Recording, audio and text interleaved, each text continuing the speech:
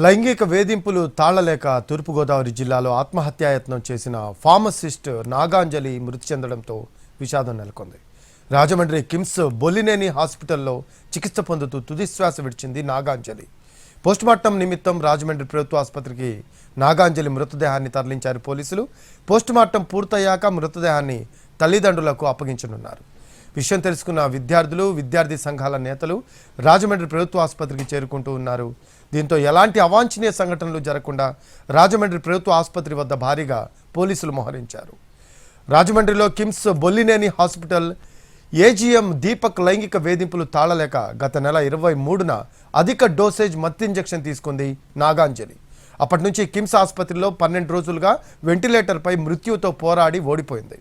అర్ధరాత్రి 2 గంటలకు నాగాంజలి మృతి చెందినట్లు ప్రకటించారు కిమ్స్ బొల్లినేని వైద్యులు. ఆ తర్వాత మృతదేహాన్ని రాజమండ్రి ప్రభుత్వ ఆసుపత్రికి తరలించారు. కూతురు మృతదేహాన్ని చూసి తల్లిదండ్రులు గుండె లవిసేలా రోధిస్తూ ఉన్నారు. వారిని ఓదార్చడం ఎవరి తరము కావట్లేదు. నాగాంజలి సూసైడ్ లెటర్ వెలుగులోకి వచ్చాక విద్యార్థులు, విద్యార్థి సంఘాల నేతలు ఉద్యమించారు. నిందితుడిని కఠినంగా శిక్షించాలని డిమాండ్ చేశారు. ఈ కేసులో నిందితుడైన దీపక్ను గత నెల 29న పోలీసులు అరెస్ట్ చేశారు. రిమాండ్ పట్టడంతో నిందితుడిని రాజమండ్రి సెంట్రల్ జైలుకు తరలించారు. నాగాంజలి బలోన్మరణానికి కారకుడైన దీపక్ దారుణాలు ఒక్కొక్కటిగా వెలుగు చూస్తున్నాయి. రాజమండ్రి కిమ్స్ ఆసుపత్రి ఏజీఎం హోదాలో దీపక్ తన అధికారాన్ని దుర్వినియోగం చేసి మహిళలను ప్రేమ పేరుతో పలువురిని మోసగిచ్చినట్లు ఆరోపణలున్నాయి. గతంలో దీపక్ హోమియోపతి కాలేజ్లో లెక్చరర్ను వేధించి డీబార్ అయ్యాడు. 2015లో రాజమండ్రి 2 టౌన్ పోలీస్ స్టేషన్లో నమోదైన కేసులో ఇప్పటికీ కోర్టు వాయిదాలకు తిరుగుతూ ఉన్నాడు. 2019లో కిమ్స్ ఆసుపత్రిలో చేరిన దీపక్ డ్యూటీ డాక్టర్లు, స్టాఫ్ నర్సులు, ఇతర మహిళా సిబ్బందిపై లైంగిక వేధింపులకు పాల్పడినట్లు తెలుస్తోంది. అతడి వేధింపులు తట్టుకోలేక పదుల సంఖ్యలో సిబ్బంది ఆసుపత్రి వదిలి వెళ్లినట్లు సమాచారం. గతంలో 2 సిబ్బందిని బ్లాక్మెయిల్ చేసిన ఘటనలో ఆసుపత్రి యాజమాన్యం మందలించినా అతడి తీరు మారలేదని చెబుతూ ఉన్నారు. ఫార్మసిస్టు నాగాంజలి ఆత్మహత్యపై సమగ్ర దర్యాప్తు జరుగుతుంది అన్నారు రాజమండ్రి డీఎస్పీ రమేష్ బాబు. చికిత్స పొందుతూ నాగాంజలి మరణించడంతో నిందితుడు దీపక్పై హత్య కేసు నమోదు చేస్తామన్నారు. సూసైడ్ నోట్, ఆత్మహత్య ఘటనకు సంబంధించి కిమ్స్ హాస్పిటల్లో సీసీ కెమెరా ఫుటేజ్ సేకరించామని స్పష్టం చేశారు. దీపక్ను పోలీస్ కస్టడీకి ఇవ్వాలని కోరాము అంటున్న డీఎస్పీ రమేష్ బాబుతో మా correspondent Srinivas face to face.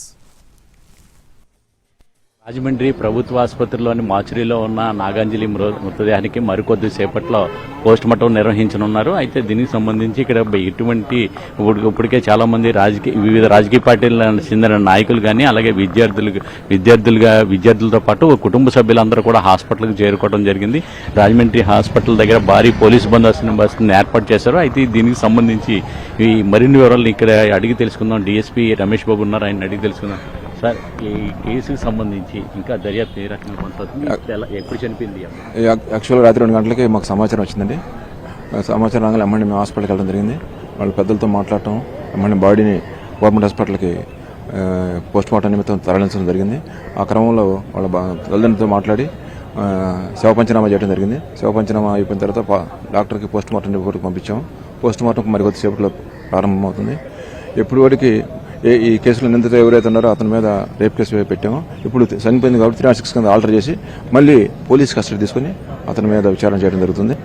ఈ సందర్భంగా ఈ కేసుకు సంబంధించిన అన్ని సాక్ష్యాధారాలు కూడా పకడ్బందీగా సేకరించడం జరిగింది. దీనిలో ముద్దాయి ఎట్టి పరిస్థితుల్లో కూడా తప్పించుకోవడానికి అవకాశం లేకుండా కనెక్షన్ పడే విధంగా కేసు ట్రాన్స్పరెన్సీగా దర్యాప్తు చేయడం జరుగుతుంది. కస్టడీకి ఇవ్వాలని ఇప్పటికే కోర్టును కోరారు. మేము ఆల్రెడీ దీపక్ని కస్టడీకి ఇవ్వాలని కోర్టును కోరడం జరిగింది.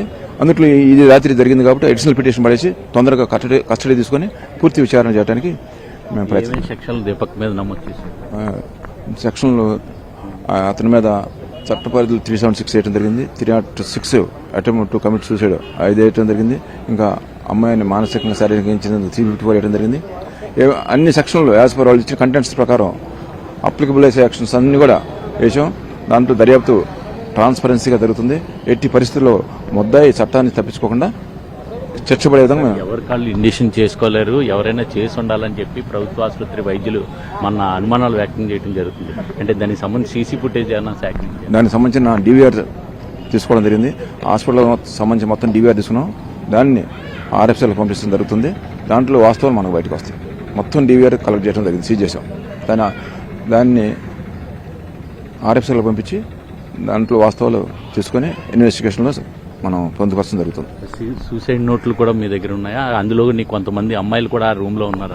సూసైడ్ సంబంధించిన నోట్స్ కూడా తీసుకున్నాం, దాన్ని ఆర్ఎఫ్కి పంపిస్తున్నాం. అమ్మాయి అడ్మిటెడ్ హ్యాండ్ రైటింగ్స్, మామూలు హ్యాండ్ రైటింగ్స్ కూడా ఒకటే కాదని తెలుసుకోవడం కోసం ఇంగ్లీషు తెలుగులో కూడా రాసింది కాబట్టి ఆమె 2 నోట్స్ ఈ అమ్మాయి రాసిన సూసైడ్ ఆర్ఎఫ్సీకి పంపించడం జరిగింది. దాని ప్రకారం ఆ రిపోర్ట్ వచ్చిన తర్వాత నిందితులపై కఠిన చర్యలు తీసుకోవడం జరుగుతుంది. రూమ్మేట్స్ కనిపించట్లేదు అని చెప్పి లేదు, అందరూ స్టేట్మెంట్లు మాకు ఇచ్చారు. అందరూ అంతతో మిగతా 4 స్టేట్మెంట్లు కూడా రికార్డ్ చేయడం జరిగింది. కేసు దర్యాప్తు ట్రాన్స్పరెన్సీగా పారదర్శకంగా జరుగుతుంది. అయితే నాగాంజలికి సంబంధించిన ఈ కేసుకు సంబంధించి సమగ్ర విచారణ అయితే జరుగుతామని చెప్పడం జరుగుతుంది. అయితే ఇక్కడికే సంబంధించి ఆ పలు అనుమానాలు ఉన్నాయి. అసలు నాగాంజలి ఈ ఇంజక్షన్ ఒక్కలే తీసుకుని ఎవరికాళ్ళు చేసుకోవాలంటే అది వీలు పడని పరిస్థితి నెలకొంటుందని చెప్తున్నారు. అయితే ఈ విషయంలో చూసినట్లయితే ఇందులో ఎవరున్నారు, అసలు ఈ ఇంజక్షన్ చేసుకోవడం అయితే ఇంక ఎవరు చేస్తుంటారు అనే దాని మీద కూడా పలు అనుమానాలు నెలకొని ఉన్నాయి. అయితే దానికి సంబంధించిన సీసీ ఫుటేజ్ను కూడా మేము సేకరించామని చెప్పి పోలీసులు చెప్తున్నారు. అలాగే అక్కడ రూమ్మేట్స్, ఆ అమ్మాయితో పాటు మరొకరు ఆ రూమ్ లో ఉండేవారు. అయితే ఆ రూమ్మేట్స్ కూడా ఆ రోజు ఘటన జరిగిన గత నెల 23వ తారీఖు నుంచి కూడా కనిపించట్లేదు. దాని మీద కూడా పోలీసులు వాళ్ళందరినీ కూడా తీసుకుని వచ్చి వాళ్ళందరినీ కూడా విచారించడం జరిగిందని చెప్తున్నారు. అయితే గత నెల 29వ తేదీన ఎవరైతే నిందితుడు ఉన్నాడో ఈ అమ్మాయిని లైంగిక వేధించడంతో పాటు ఆ అమ్మాయి ఆత్మహత్య యత్నానికి పాల్పడటానికి గల కారకుడైన నిందితుడు దీపక్ కిమ్స్ హాస్పిటల్ ఏజీఎం అని చెప్తున్నారు. అయితే ఈ కిమ్స్ హాస్పిటల్ ఏజీఎంగా ఉన్న దీపక్ను వీళ్ళందరూ కూడా సంబంధించి అతన్ని గత నెల 29వ తారీఖున అరెస్ట్ చేశారు. అతన్ని మళ్ళీ పోలీసు కస్టడీకి తీసుకుని మళ్ళీ పూర్తి స్థాయిలో విచారించడం జరుగుతుంది. అదనపు అంటే ఈ నాగాంజలి మృతి చెందింది కనుక అదనపు కేసులు కూడా నమోదించి అతన్ని కఠినంగా శిక్షిస్తామని చెప్పేసి పోలీసులు అయితే చెప్పడం జరుగుతుంది. కెమెరామెన్ వాసుతో శ్రీనివాస్, ఎన్టీవీ, రాజమండ్రి. పాప లేకుండా ఇంకేం చేస్తారు? పాప ఉన్నప్పుడే న్యాయం చేయలేదు, పాప లేకపోతే ఇంకేం న్యాయం చేస్తారండి? మాకు వాడేళ్ళు అక్కడ టేస్ట్ లో కూర్చున్నాడు, పాప అయిపోయింది, ఇంకెవరండి మాకు న్యాయం చేసేవాళ్ళు? ఏ పెద్దలు దిగి వచ్చారండి? అసలు ఎవరైనా వచ్చారా? పవన్ కళ్యాణ్ వచ్చిండా? ఎవరు వచ్చారండి? అసలు ఎవరైనా వచ్చారు? ఒక్కళ్ళన్నా వచ్చి న్యాయం చేస్తామమ్మా మీకన్నా ఒక్కళ్ళని భరోసా ఇచ్చారా మాకు? అసలు ఇంతమంది ఉన్నారు. చాలా బాధాకరంగా ఉంది. ఇన్ని రోజులు దాదాపు 12-13 రోజులు మృత్యుతో పోరాడింది. చాలా దుర్మార్గమైన ఘటన ఇది. ఇట్లాంటి దుర్మార్గమైన ఘటనకు పాల్పడ్డవాడిని కఠినంగా శిక్షించాలని చెప్పని మేము డిమాండ్ చేస్తున్నాం. అమ్మాయి మృత్యుతో పోరాడి ఈ రోజు మరణించడం అనేది నిజంగా చాలా తీవ్రమైన, ఆ కుటుంబానికి నిజంగా వేదన కలిగించే విషయము. తల్లిదండ్రులని వాళ్ళని చూస్తా ఉన్నాము.